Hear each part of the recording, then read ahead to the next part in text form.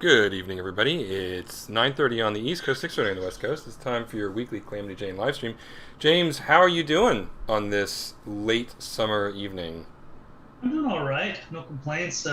Sorry for sort of the late start. I was waiting for a beach ball on this Mac to finally stop spinning, and stuff. But And yeah, it stopped spinning? it stopped spinning. I think. Yeah, I think it Okay. did. All right. Uh, How's it going?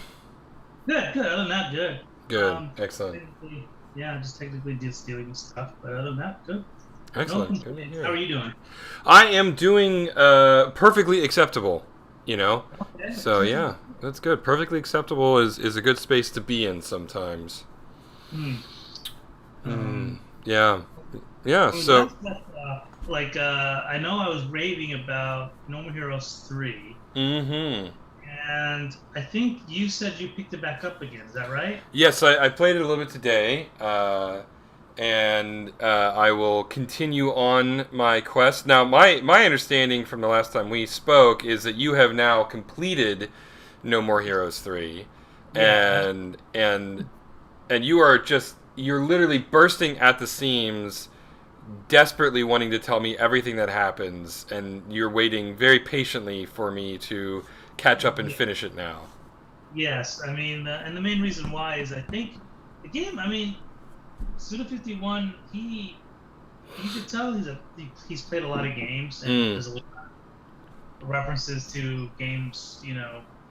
Games in general, and as you play it, and it doesn't take itself too seriously. Um, so there's a lot of jokes and stuff like that that I think you would get. I mean, I get Mm-hmm. most, but I think you would get if not more of them. So yeah, I think in a strange way, the game is kind of tailored to people that have played a lot of games.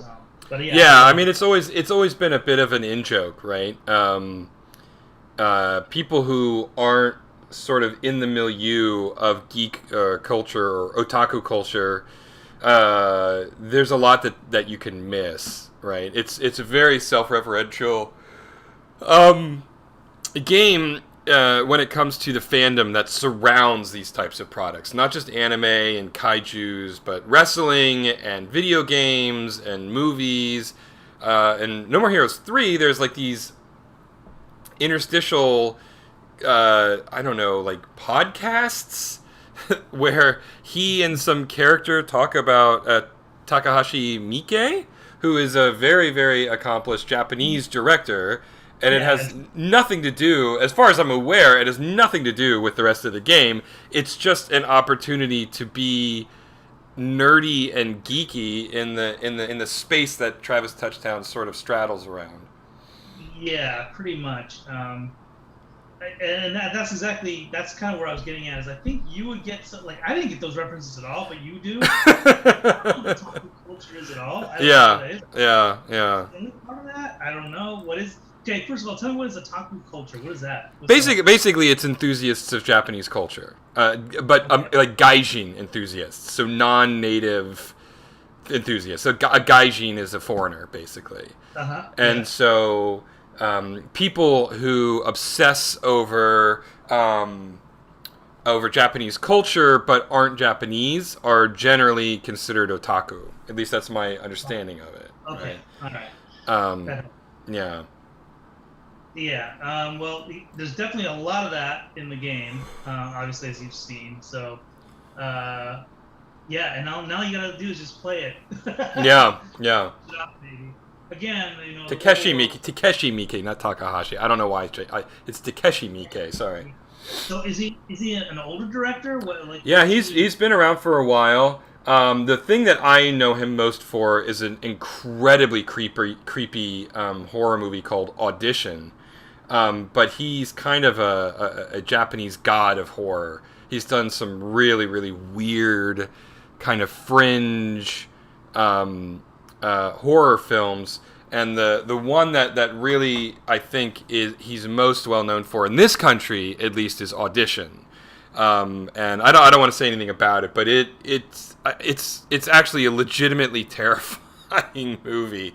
I'm not usually scared by horror movies. I mean I get startled really easy, but I'm not scared by them. I know all the tropes and I know exactly okay, we're getting into Act 2, so now this character's going to have to die. Oh, okay, he just died, right?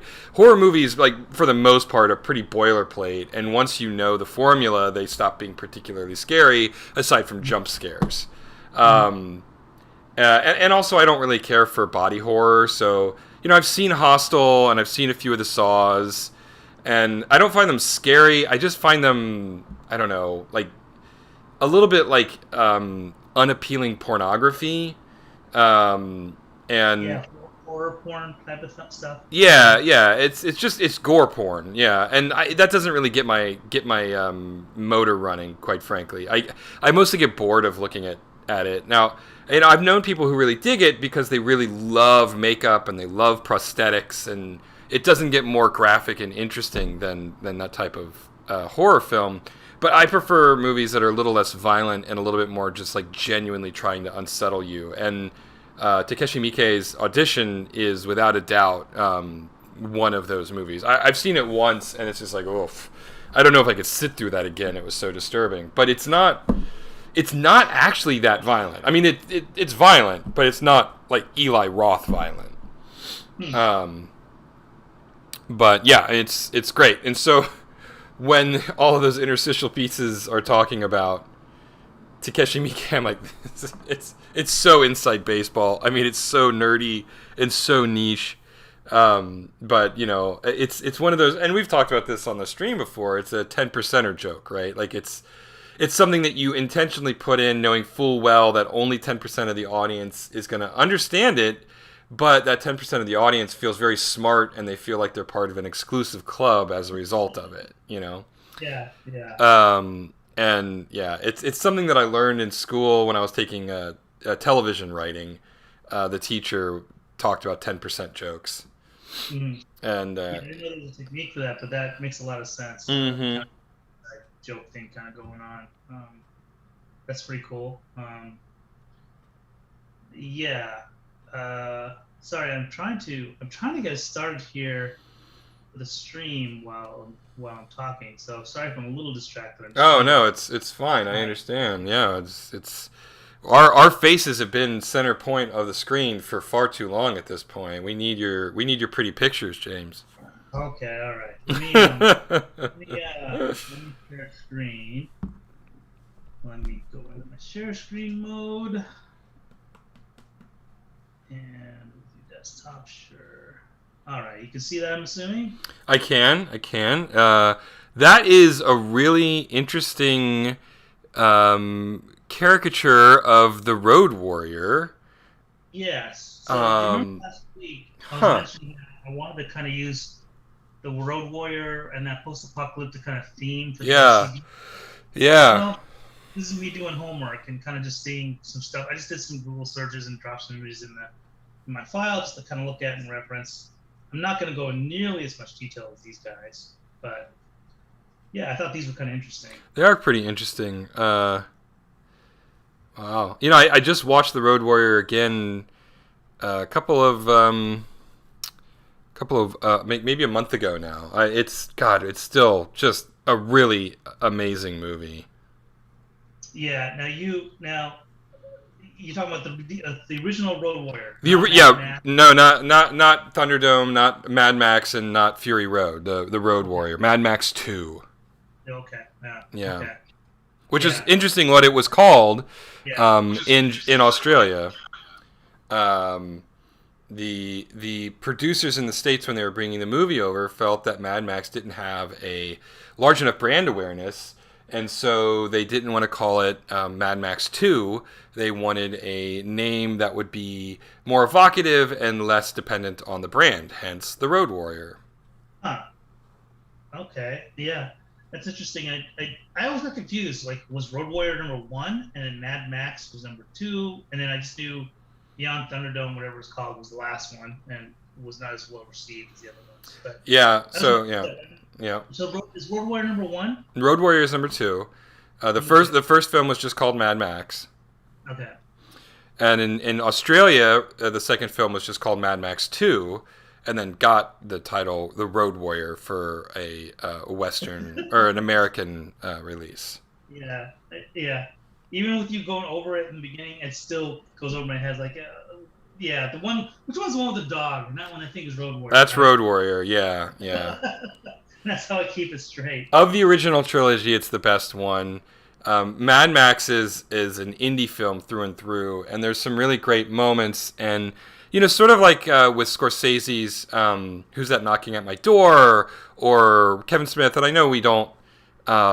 Neither one of us are particularly huge fans of Kevin Smith, but Clerks was a really good example too. And Taxi Driver, I love. Well, Taxi Driver is not Scorsese's first film, but I love watching directors' first works because you see sort of the gestational thoughts as they're developing their voice, as they're developing their style. Right? I think Wes Anderson is a really interesting one, and his voice developed in a way that I didn't particularly care for because I loved the Royal Ten. I mean, I did love the Royal Tenenbaums, but I liked it less than Rushmore. Rushmore is a phenomenal movie, and you could see hints of Wes Anderson's unique visual style in that, particularly in the third act play that Jason Schwartzman's character puts on. And then I really adored the Royal Tenenbaums as well. And then I really liked The Life Aquatic, but whereas Rushmore and the Royal Tenenbaums, I walked out of the theater going, "Oh wow, that was so great." Me and several friends went to go see The Life Aquatic opening day on Christmas Day. We were all bored, and so we went and saw it. And then afterward, we saw a late night showing, and then afterwards we went to Steak and Shake, which is a local restaurant down here that's a burger joint that's open 24 hours. It's a chain diner, basically. And sat and just talked about the movie for like 3 hours until like 3 in the morning, and decided that we really liked it, right? Okay. But it wasn't like this immediate thing. But then he went on and did like the Darjeeling Limited and Moonrise Kingdom and the Grand Budapest Hotel, and his visual style started getting very Wes Anderson-y, and it went in a direction that I didn't care for. And actually, I'm a fool. Rushmore wasn't even his first movie. Bottle Rocket was his first movie. But even in that, it was a fascinating kind of experiment that you really get to see some of the early gestational thoughts of how Wes Anderson wanted to use the camera and how he writes and how he wants his characters to act. So, yeah, I've seen a few of his movies, including was the most recent one. I can't remember if it was Darjeeling Limited or the animated one. Well, he's done two. He did Isle of Dogs, and he did The Fantastic Mr. Fox. Okay, yeah. So I actually saw Isle of Dogs and Fantastic Mr. Fox. I was bored with Fantastic Mr. Fox. Isle of Dogs, I think, is my favorite movie he's ever done. Really? Yeah, and he directed it. Yeah.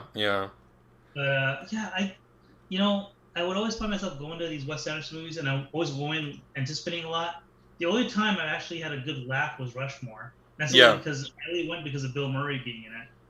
And then after that, I would try to go see these other movies, and I always walked away kind of nonplussed. Like, okay, it was really about his choice of backgrounds and his attention to his sets. His obsession with production design and symmetry is always kind of. I find it pretty staid, actually. I'm a big fan of asymmetry, and Wes Anderson is very, very keen on symmetry. So our personal styles don't really gel in that way. I love aesthetic weight and balance and finding the balance in asynchronicity. So yeah, and to me that's more. I mean, nature has patterns, but patterns there's a lot of asymmetry. So it seems more natural to want to do that. I'm kind of with you on that too. I don't really care for symmetry. It can get really boring really fast. Yeah, if you're not careful. Now, I will say that his new film that's coming out, which I don't remember the name of it right now, but it's basically about a newspaper in some very politically conflicted times. His directing style still doesn't appeal to me, but the movie actually, based on the trailers, and trailers are awful, but based on the trailers, it actually looks like pretty good. Like it looks like something I'm definitely gonna go see. Who stars in it? Well, let me see here. I'll find it since we don't have to beat around the bush. I have the entire knowledge of human existence at my fingertips.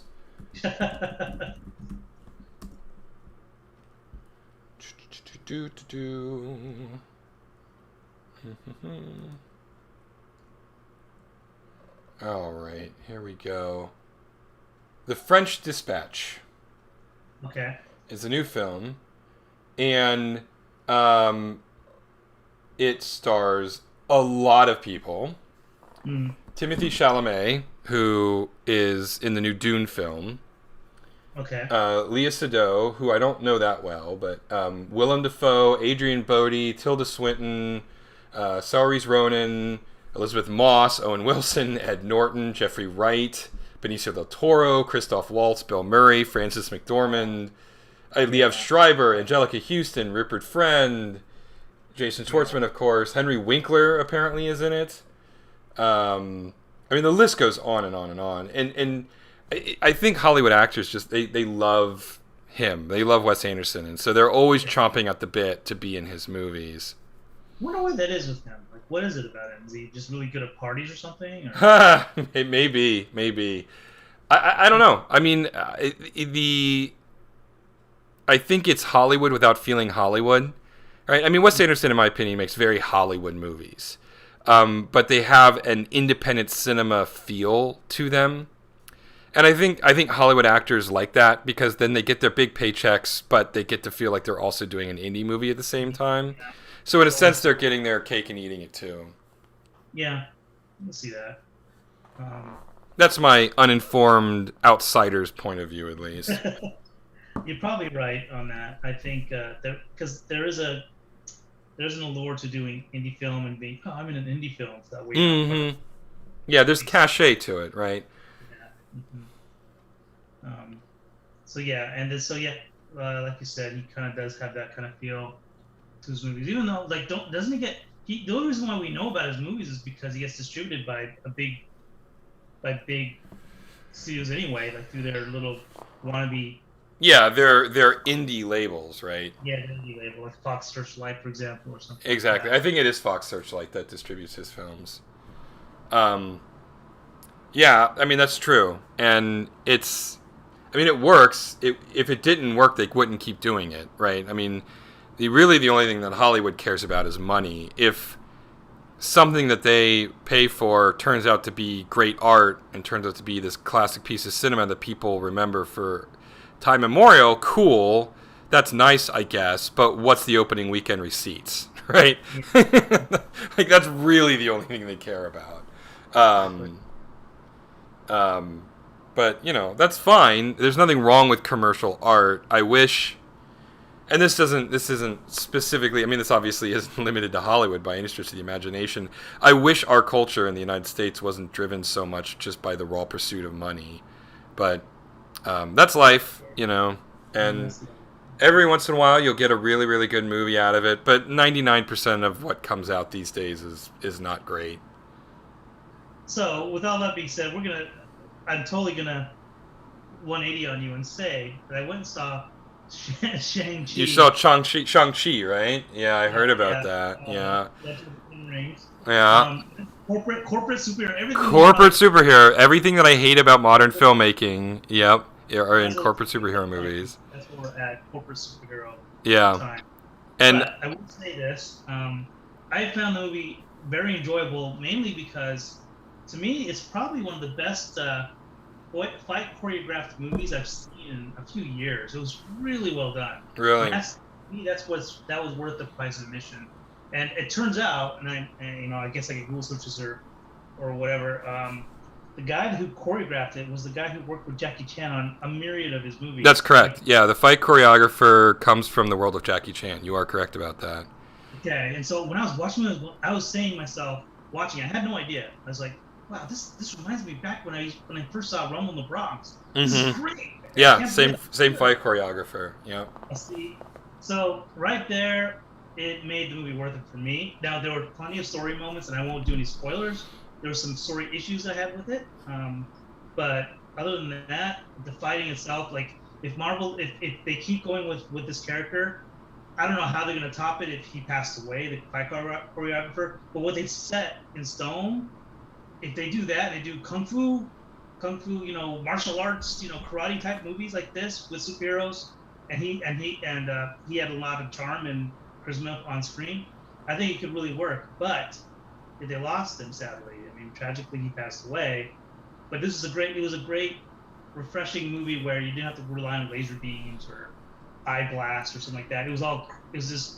Are you sure? Because like I saw an awful lot of CG in the fight sequences in those trailers. There might have been some CG like the scaffolding fight looked like it was all in front of a green screen to me. At least what really? I saw in the trailers. Yeah, none of that looked practical. It all looked CG to me. Well, they were grasping on bars and flipping, and doing stuff on it. Well, sure. I'm sure there's like local set pieces that they built in front of a giant like 50-foot by 50-foot green screen. But I'm sure that they were like 1.5 feet above the ground and they were not in any danger whatsoever. They can't lose their actors, to an accidental fall. Especially with I don't know, man. I guess maybe I'm a curmudgeon. I'm a curmudgeon. I would rather watch Rumble in the Bronx. I mean, it's all practical, right? I'd rather watch The Raid, and if we're gonna go with Hollywood, I'll watch Dredd, the Hollywood remake of The Raid, right? Yeah. Because it's all like the Dredd had a little bit of CG, but it was all very practical, and The Raid in particular was almost entirely done practically, right? You're definitely not gonna get. You're talking about physical set and like moving around. And stuff Yeah. Yeah, I get that, but this is it is a corporate superhero movie, right? Yeah. But for the stunts and what they did do, because there was a fight on the skyscraper that was fun. But my favorite scene was done in the bus. Mm-hmm. With the big hulking like Scandinavian guy with the sword arm. Yeah, he's apparently, I can't remember his name, Razor Fist, I think it's his name. So I'm not familiar with him in the Marvel universe. No, me neither. Yeah, but, I mean we're getting into the weeds on Marvel characters at this point. I mean we're so far outside of the mainstream of Marvel characters, and that's fine. I mean I have no problems with it, but we're moving beyond even what I know about comic book characters. Are you talking about Razor Fist? Or are you talking about? I mean I know of Shang-Chi. Like I've never read a single Shang-Chi book. I mean, he was always kind of a stereotype. He was always kind of a joke character. Yeah, I think he got his heyday in the '70s or whatever. Mm-hmm. But I wasn't very familiar with him either. So, yeah. Anyways, but it was fun. It was a fun movie. Well, I'm glad you enjoyed it. I mean, I'll never begrudge someone enjoying a movie. Like that's. I mean, it seems to have done well. I'm not really surprised that they make sequels to it and stuff. So that part's great. Mm-hmm. I guess. But am I itching to see more superhero movies? Not really. Not right now. I'm still kind of in the same mindset. Just happen to want to go see that. My wife is interested. Right. I mean, if someone said, "Hey, come go watch Shang-Chi with me," I'll go watch it. Right. It's. I mean, I'll never. If someone asks me to go see a movie, I'll always go see a movie. I'll never say no to someone saying, "Let's go see a movie together." Mm-hmm. It's not a movie that. I mean, I will never go to another corporate superhero movie again. Like that's after I watched Endgame, I felt like I had done my time. Right? I had been granted parole. That's the one that said, "Yeah, I'm done now." Once I saw that, I was like, "Okay, cool. I never have to watch another one of these ever again in my life," and that was it. I haven't. I mean. I haven't seen any from anybody, not just Marvel, DC, what have you. Yeah. Unless you're actually doing something interesting with superheroes, I'm not really interested anymore. I mean, I'm not even sure I'm going to watch like season 3 of The Boys at this point. I was kind of burnt out at the end of the last season. Yeah. Did you read the comic books for that one? The Boys? No, I've never read The Boys actually. I've never read so I don't know the source material at all. Yeah, same here. I enjoyed it. Season 2 was okay. It wasn't. I mean, season 1 was great. I really enjoyed it. Yeah, I really enjoyed season 1 a lot. Yeah, but yeah, we'll see. Also, well, I mean, speaking of corporate superhero stuff. Also, Sony released they released a teaser for Wolverine, their take on the game. Insomniac game's gonna make it, and they did a terrific job on Spider-Man. I forced you to play that one. I bought you that one. Yeah, and I enjoyed it. I mean, I still prefer Arkham City to Spider-Man, but it was good. I enjoyed it a lot. I saw that they announced Spider-Man 2 as well, but I got about 30 seconds into each of the reveal trailers, and when they were edited and cut exactly the same way, and it was only CG footage, there was no gameplay, I'm like, I don't care. I immediately just turned on. I didn't even finish the trailers. I'm like, I don't care. Until I see actual gameplay, this is not a video game to me. This is just a marketing tool. Just a bunch of, The Wolverine one was disappointing. It's just like, okay, we've seen this Logan at a bar. And yeah. It wasn't enough there for me to jump on it, but I am excited because if Insomniac's worked on it and they did a great job on the first Spider-Man game, maybe they'll figure out Wolverine. We'll see. I heard the Wolverine Origins game was a really good one, way back when that movie came out, but I haven't. I heard that the game was better than the movie. See, I heard the same thing, which doesn't say much because, every time I've played Wolverine in any iteration in video game form, I've never been happy. Like they don't seem to get them right. Like maybe the Marvel vs. Capcom or the X-Men Children of the Atom game where isn't there was kind of okay, but.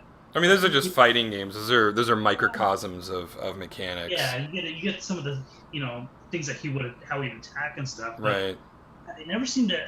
They never seem to get him right for video game land. But. Yeah, I'm curious. I mean, if they just try to force Wolverine into yet another open world game, I think it'll be a complete disaster. Because the advantage of Batman and Spider-Man in particular is they're both traversal characters, right? Like they have a lot of tools that allow them to navigate the world quickly, efficiently, stylishly. Wolverine is not a traversal character, he's a brawler. And if they just try to shoehorn him into yet another generic corporate open world game, like another thing that I hate and will never play ever again, then it'll be a terrible game, in my opinion, right? Yeah.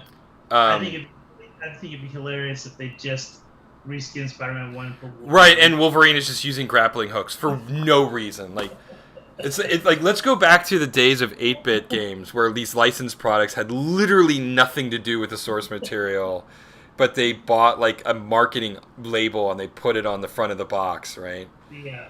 I mean, one of my favorites is still the Back to the Future video game. It was a horrible game. Oh, that was pretty bad. The X-Men game that came out in 8-bit. Yeah. That's another classic example. That Back to the Future game was abysmal. Oof, man. Yeah, LJN, the masters of bad licensed games. The only thing they were good at was making terrible games. Yep. That was one hang your hat on with them. Awful games. LJN made that X-Men game. And they made the Back to the Future game. Is that right? Yeah, LJN did Back to the Future for sure, and they did Jekyll and Hyde, and they did Bill and Ted, and they did oh man, so many. Oh my gosh. That's not. Yeah, well, there's enough said there. Not to. Yeah. Push too much on it, but. Yeah. Well, I've been kind of doodling here on OCD Bug, and I've done some details to him a little bit, and I'm kind of conflicted because he's not a main character of Calamity Jane's world, so I don't want to go into too much detail. You only see him for a few minutes. So like these type of details are way too much for what I want to do with them. And again, I don't have the luxury of having lines to work with. Right. Everything flat shaded, so I have to really rely on bigger shapes and stuff like that, which I don't mind, but it's just a different kind of challenge. Well, I do like that you've given him sort of the knee-high combat boot look. I think that's pretty cool. Yeah, I'm happy with that too. So yeah, I think I might do a little bit more tweaks on him. Maybe I'll talk about it next week, but we'll probably move on to something else next week altogether because I think he feels like 80% done. Yeah, no, he looks really good. I really like the character. And yeah, it's funny because he's only on screen in the first episode for 10 seconds, but there's all this backstory about who the OCD bug is and its species and their place in Calamity Jane's world. And it's just, I mean, I know we belabor this point so much, but it's just another example of how steeped in this world we are, and how even the most seemingly random things actually we've spent a lot of time thinking about in most instances. So yeah, it's like here's one. I mean, this one's in my head, and I need to actually get him out eventually. But here's another version, another OCD bug here. We'll have the classic red goggles, kind of thing.